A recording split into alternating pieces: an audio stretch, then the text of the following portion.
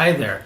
Today we're going to talk about food allergy and give you a general introduction of food allergy. The number one thing to keep in mind is not all food allergy is the same for all people. For adults, for example, the top 3 food allergens are shellfish and tree nuts and peanuts. Shellfish, by the way, is not the same as fish as in salmon or cod, but refers to shrimp or crawfish or lobster, crustaceans.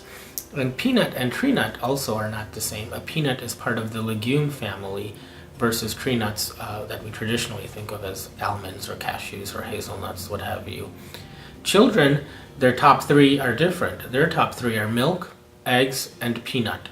And also interestingly for children, if I were to add a few more, namely tree nut, soy, wheat, and seafood, fish and shellfish in general, that together makes up about 95% of all of kids' food allergy.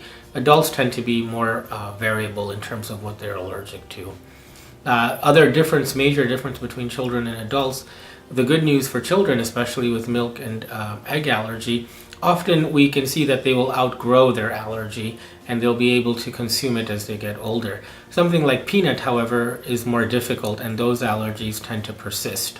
Now, there are also some other interesting allergy syndromes. There's one called exercise-related food allergy, where you consume the often celery or wheat, and a few hours later you may exercise, and then you may have allergy-like symptoms, which we've talked about in other videos. Another interesting one that often is very confusing for people is when you have an allergy actually to environmental pollens, like, for example, a birch tree pollen, and then you have certain foods that you might consume that causes your mouth to have tingling or something like that, and you think it's actually a food allergy, but in fact it may be just a cross-reactivity between the various proteins in the environmental pollen or the food product that you are consuming.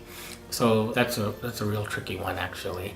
But those are some of the complex food allergy syndromes. There are also food allergy syndromes that are just involving the gut and not manifesting elsewhere. And one last thing I would like to add about food allergy: if you have been diagnosed with food allergy, the most important thing you can do is avoidance and speak with your doctor and learn how to treat if there's accidental exposure and know how to use that EpiPen.